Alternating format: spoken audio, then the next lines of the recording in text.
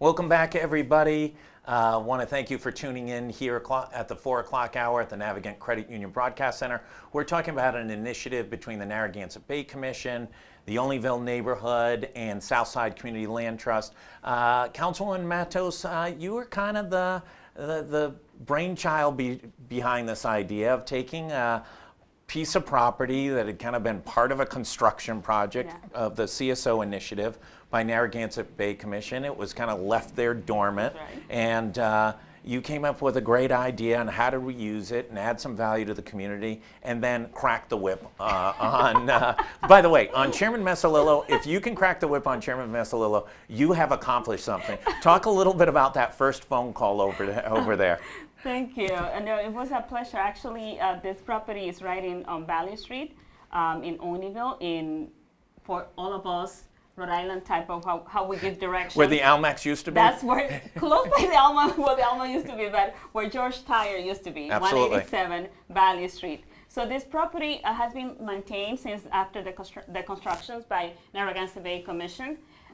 They always kept the property nice, but I just thought that something else could go in that location that can be of benefit of everybody else in the commission, of everybody else in the neighborhood. At the beginning, we kicked around a few ideas, did it the Olneyville way. So called some of the partners, members of the Olneyville Collaborative up to come to talk to us, to look at the site and come up with ideas. But then I just, I thought about the Southside Community Land Trust and the work that they have done in other areas. And I thought that, let me invite Margaret to come to the meeting also to take a look at the site to see if this is something that could work for them. So that's Margaret, Southside Community Land Trust has been one of the most innovative groups. It started in the 80s. I mean, this is not an overnight success. No. This is are we in the 40 years, 30-something years? 37. Yeah, 30-something years, overnight success. People are really learning about what you guys have done over the past few years. And now it's another expansion of the kind of services and expertise you're bringing to another part of the city. Talk about how you're growing, how you're expanding, and how you can help with this initiative. Okay, well, you know, there are neighborhoods across Rhode Island that are similar to Olneyville, and lower incomes, high density, not a lot of access to fresh, healthy food. And Southside Community Land Trust works to make land available for community gardens and urban farms and rural farms to help bring healthy food, to help the people in these communities grow food and bring healthy food to their own tables and to the tables for sale to their neighbors. So this is, we host a network of 53 community gardens, urban and rural farms, and it's all for the purpose of helping people to grow the food, to market the food. We provide training for young people and adults. We help farmers strengthen their businesses and help farmers with marketing, and certainly about 3,000 people are eating out of our community gardens that are in Pawtucket, Central Falls, Providence, South Providence, Olneyville, right now. Yeah. So we've had literally hundreds of restaurants on since we started GoLocal Live 18 months ago, and almost every single one talks about, you know, they want fresh to the table, and it's a key element that the consumer really demands, and they want local, and there's not enough supply. And then juxtapose that most traditional family farms in Rhode Island are aging out. The next generation doesn't want to do it. Mm-hmm. They have huge financial issues. Mm-hmm. Many of them are making, you know, sub $30,000, and they're trying to hold on. Maybe they've sold their development rights, or the land's being used for solar. In those cases, they're fairly vibrant. There's a lot of need for agriculture grown in Rhode Island. How much can this initiative grow, and can it start to support providing you know, important food stocks to those restaurants that are in the Olneyville area or across the city? Well, so right now, there are 3 farmers markets in South Providence. One is at the Knight Memorial Library, one is on Broad Street in Lower South Providence, and one is at Armory Park. Those are and at one other place. There's also an Olneyville pop-up farmers market as well. And by the library. By the library, yeah. And it depends year to year. Is it 80% of the farmers that are growing on South Side owned and managed land? Is it 85? Is it 90? There have been years where all of the farmers in those 4 markets are growing on land that we were able to make available to them, and then selling their product to the neighborhood right there. So that's already, those farmers markets couldn't be nearly as successful without those farmers. So there's already, that's a huge part of the local food system, and it's really creating access for people who don't already have that much access to fresh, healthy, affordable food. Certainly our farmers, we work with 4 different farmers collaborative, marketing collaboratives. That's great. Where our staff works with farmers to jointly market the food to restaurants, to retailers, both in downtown Providence, in Boston, That's and right. locally in the neighborhoods where our urban farms are.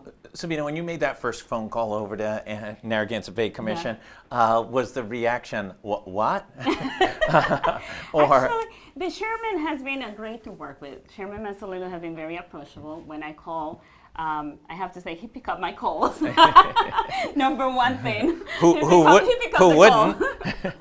And then and I talked to her about what I was thinking about returning that property back to the community and the neighborhood, and it was on board right away. It was really easy to have the conversation. One of the things that this is going to complement once we settle finally in doing the farm, the local farm with Southside is right now, a little bit down the street, if you go to the Valley neighborhood, we're going to have Farm Fresh. The new location is going to be built in there. So this is going to complement that. Also, we have a lot of new developments happening in the Valley area. We have the Waterfire building. Yeah, right. We've been there for absolutely amazing. So many events happening there. So the community is coming to life. There's a lot of things happening there, and this is just another great addition to the area. That's great. Southside, how big, how supportive can it be across? Where does it stop? Are you continue to grow across the urban corridor in the state, and are you going to expand up and down the state? Well, so we our big focus is helping people in communities build their own local food systems that serve them, and really working in neighborhoods where there isn't fresh food access. And so this is an example of that. Councilwoman Matos has a level of influence, and she's working to make sure that her community has access to fresh, healthy, affordable food. And we're just here to facilitate that. And we work with community gardeners and farmers and local officials and whoever else is interested in helping. We're just facilitating that. People are really doing it. So, and people across the state want to do it. We're just moving in the direction that we need to move to make more of it possible for more people. So we're community gardens, we're urban farms, but a lot of our urban farmers, they're good. They're strong farmers. They need more land. And so we're helping to facilitate them to move on to 2-acre parcels, to 5-acre parcels, to 10-acre parcels.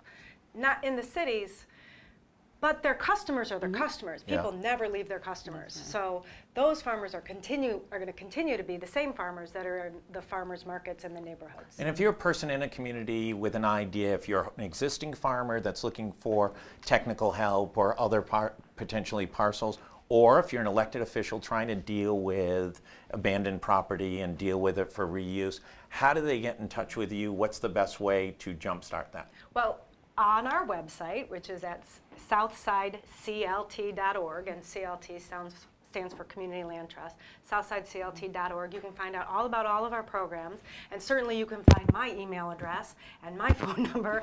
Call me.